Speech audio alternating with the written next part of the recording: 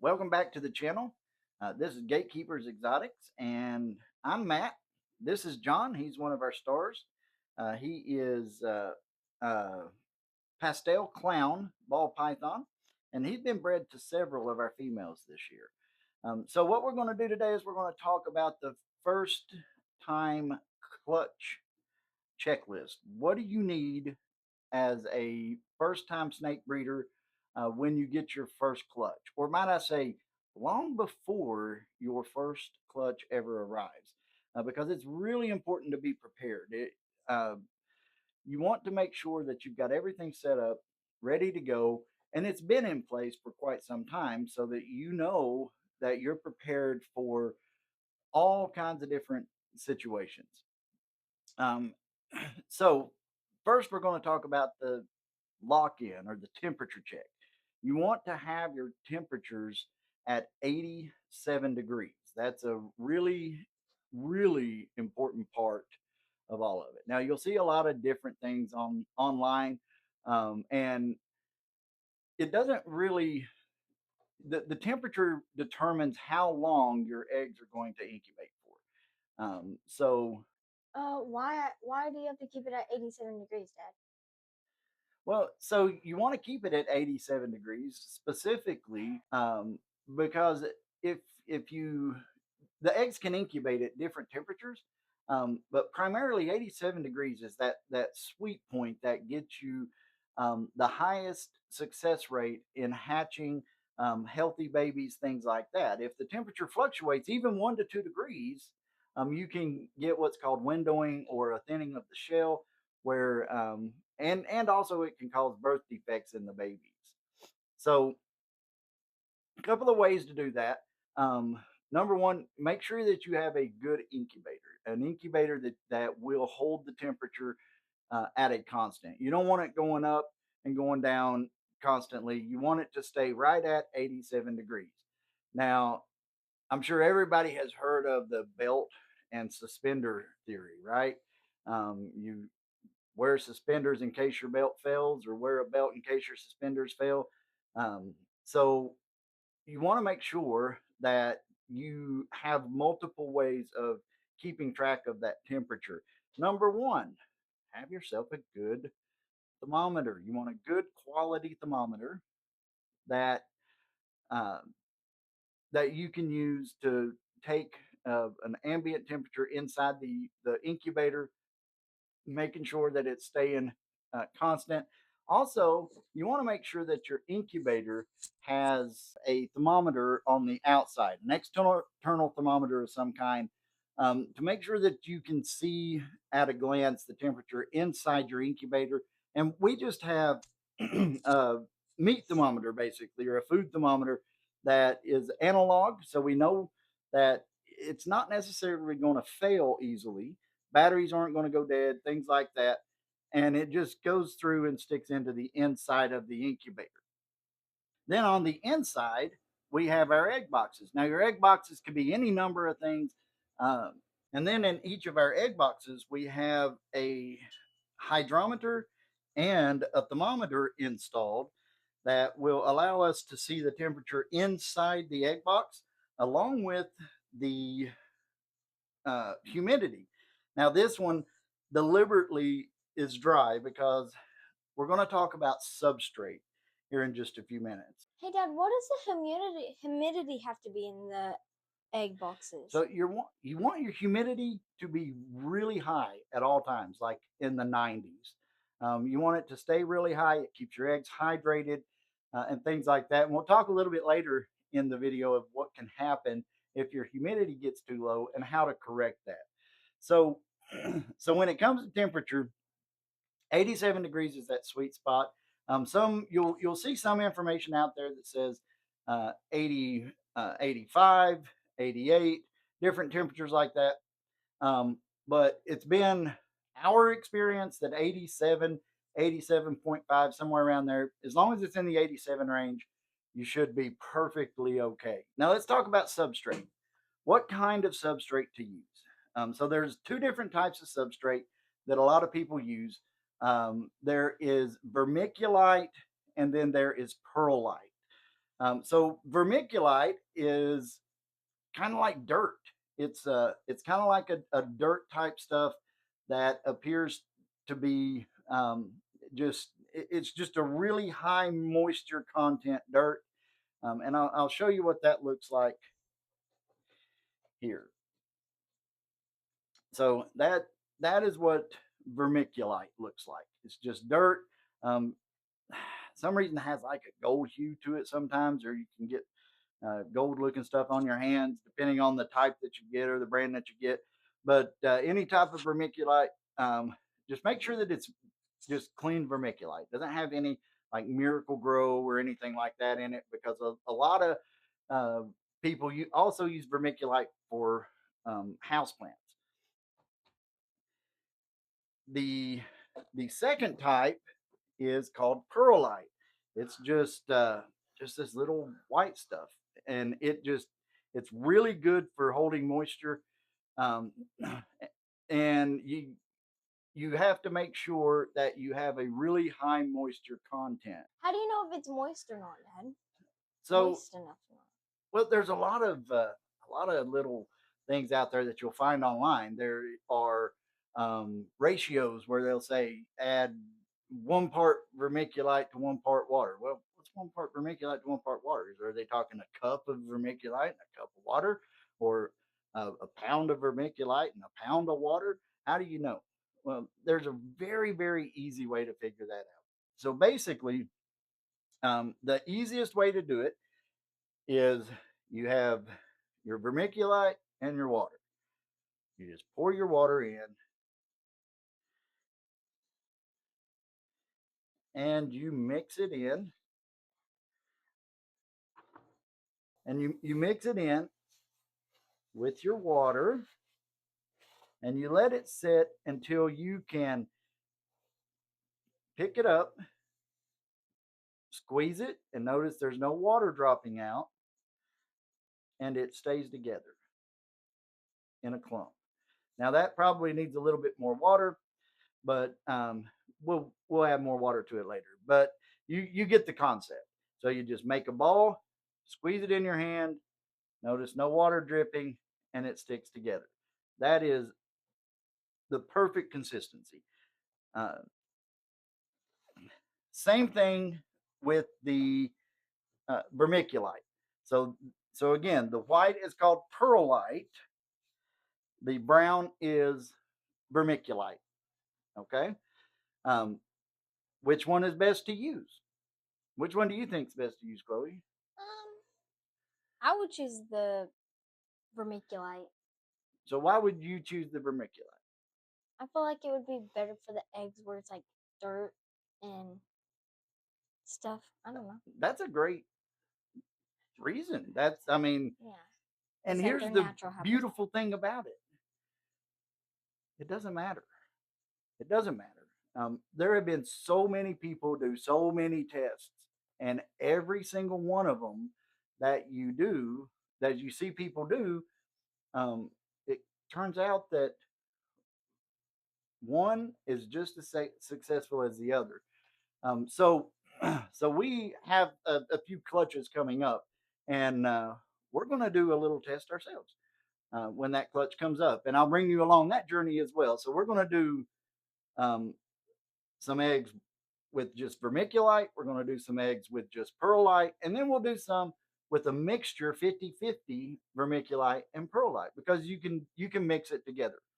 Um, but again, studies have shown that there really is not a difference between using vermiculite versus perlite. So again, it just depends on your own preferences. What do you want? Do you like the more natural dirt type, like my daughter Chloe mentioned, or does the perlite seem better to you, or a mixture of both? It doesn't really matter. Just make sure that you have your moisture content correct, and you can figure that out simply by squeezing it. Squeeze it. If water comes out, it's too wet. If it falls apart when you release it, it's too dry. So you want that sweet spot where you can squeeze it together, it forms a ball and stays in a ball. The reason you don't want it to be too moist is because you can get things like mold that will grow on your eggs if it is too Yeah. saturated. But otherwise, it's a uh, pretty foolproof way of telling the moisture content. Um, Next, let's talk about egg roll. So, if you know anything about eggs, My egg favorites. rolls. So next, let's talk about egg roll. If if you know anything about other species of eggs, like chicken eggs, birds' eggs, things like that, they have to be rolled around all the time, right? Not snake eggs. They do? Yes, yep, they have to constantly be turned. And in nature, the I thought mother, the mom just sat on them. well, the mom does, but in nature, the mom rolls them as well. Snake eggs have a natural glue that is on them when they come out, and they will very often stick together. So it's really important. Keep close watch on your snakes when they're gravid, so you can catch that moment when they lay to try to get them before they all stick together. Because if they all stick together, depending on how deep your egg boxes are, you might have to separate them, and they can tear very, very easily. So you want to be very careful with that. Secondly, make sure that you have a felt tip pen or some kind of marking device, some kind of uh, something that you can mark them with. Now, Jennifer, my wife, seems to think that coloring them like an Easter egg would be the best thing to do. Don't do that. I say, like, whenever they're born, we should put like a mark on the very top of them so we know which one's what the top is of them and then what the bottom is. So That we is never put them upside down. that is a great idea, and that is precisely what the felt tip pen is for. Oh, I So, didn't know. I was just, yes, absolutely. So that's really a great call out because that's what you want to have a felt tip pen, and you want to have a non-toxic felt tip pen, but you're just going to put a small X, either a small X or a line, a dot, whatever you choose to do there, um, on the very top of the egg, so that you know the orientation. Because what happens is when the egg comes out, the embryo attaches itself to the top of the egg, and if the egg rolls during incubation, it can literally drown the baby inside. So you want to be very careful with that. There's a lot of different ways that you can keep them from rolling, but the usually the safest way. I've seen a lot of people that use these egg crate things that have divots in them. That's fine. That works just as well. But um, for us, we have found the best way, the safest way, is just make an egg-shaped divot in your substrate, your vermiculite or your perlite, and place the egg in it. It'll keep it from rolling that way. So finally, we get to egg denting. When you see a dented egg, um, a lot of people stress a lot about egg denting. Well, depending on where you're at in the incubation process, you want to make sure that you're keeping your humidity at the right level, because if the humidity goes down, you might see some denting in your eggs early on. Uh, now, now, is this a serious problem? Well, that depends. That depends on how low you've allowed that humidity to go, and how bad the denting is on the eggs. If it's very early on, you want to be you want to make sure you get that humidity back up pretty quickly. You'll notice once you bring your humidity back up, the dents will come out of the eggs. And it also depends on the severity of the denting. If they're very, very, very dented, that could be a problem. But the thing about it is this is trial and error. You have to figure out what works best for you. The When you have a dented egg, you could lay a paper towel in there. Some people use sphagnum moss. Others use different types of, maybe a sponge in the egg box. Add a little bit of extra water, different things like that to rehydrate the egg so that the dents will go away. But as you go further and further into the incubation process, your eggs are naturally going to start to thin, getting ready for the babies to hatch. Um, so you don't have to really worry that much about denting. Denting is going to be a very natural, normal process the farther into the incubation process. Um, you want to make sure that early on we don't see dents. A little bit later, you're going to naturally see dents. So make sure that you keep a check on that in early in the incubation process, just to ensure that your humidity level is where it needs to be. So let's recap a little bit. So what do we need to do? So first of all, make sure you set everything up very early on. When we're expecting our first clutch, or before we're expecting our first clutch, when we're planning to put a male and a female ball python together. So number one, you need an incubator. Our incubator, my dad had it a long time ago. We used to have an ostrich farm where we actually raised ostriches, and the incubator was for ostriches. So we just repurposed it for snake eggs. Um, and it's a good quality incubator, but you don't have to have a big fancy incubator like we do. You can find them all over the place. You can find them on Facebook Marketplace. You can find them on Amazon. As long as it's reliable, just when you get it, turn it on, put your egg boxes in there, and make sure that it holds that 87-degree temperature. Number two, egg boxes. You need good egg boxes. Your Do they have to be some expensive thing? No, they absolutely do not. They can be just a cheap food container from the dollar store, from the Dollar Tree for that matter. Just as long as it's deep enough for the eggs, and it's deep enough that you can get a decent, amount of substrate in the bottom of it, whichever you choose to use. I have a question, Dad. What's that? Do you have to put holes in the top of the egg incubator thingies? The egg boxes? Yeah. No, actually. No, you don't want holes anywhere in your egg boxes because you don't want the humidity to escape. You want to make sure that you're keeping a good humidity level. Um, so, number three, thermometers. You need a thermometer on your incubator. Um, you need a thermometer inside your incubator. So, like we have chosen to go the route of an analog thermometer, which are generally fail proof. They are Analog thermometers will not fail you. They're generally perfect for situations like this. And then you need digital thermometers on the inside. Now we have chosen to install hydrometers in our egg boxes, so they check both moisture content and temperature inside the egg box. So that way we know that our moisture content is where it needs to be. It's up in the 90-95% range. Um, then you need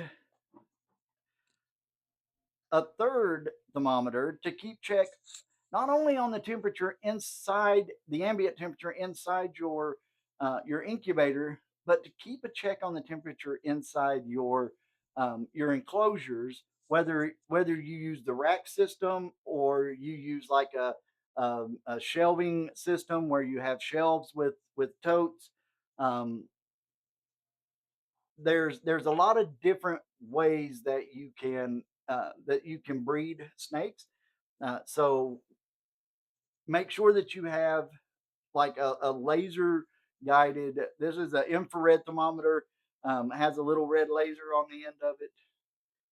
See where you can check the temperature. Uh, and finally, a good digital scale. A good digital scale is imperative that you have that. You want to check the weights of your eggs throughout the process, make sure that they are doing good, and document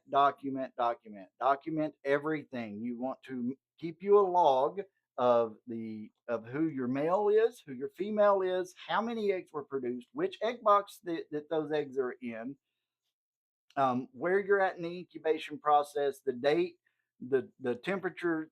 You want to keep a good check on everything throughout the process. Thankfully, we have an amazing website called Morph Market. Morph Market has all of this in there for you. Um, go to Morph Market, check it out, make sure that you know what you're doing because when we first started this, it was pretty stressful learning how to keep everything documented. But they have a husbandry section in there for your snakes where you can keep a note of when you feed, when your snake, whether your snake ate or not. Even you can keep a note of all of the breeding processes, everything that has occurred, whether they've locked, whether they've actually bred or not.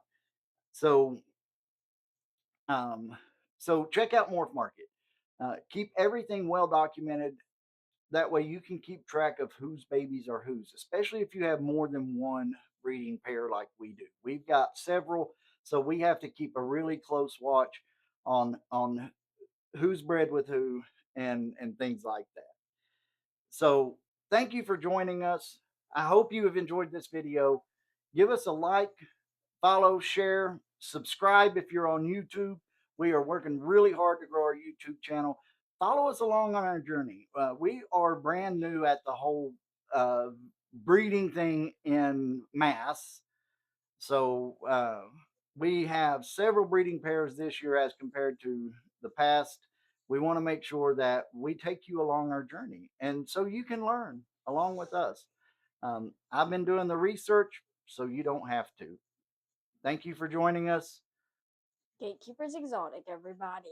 Gatekeepers Exotics. Mic check. And don't forget, everybody, one last thing that is a must have is a guard dog for your incubator. Let's do a quick check on Thor.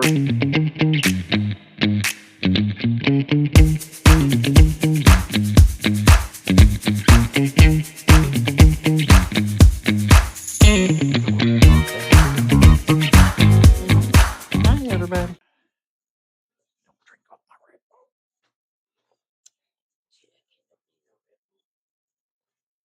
Red All Bull right. gives me wings.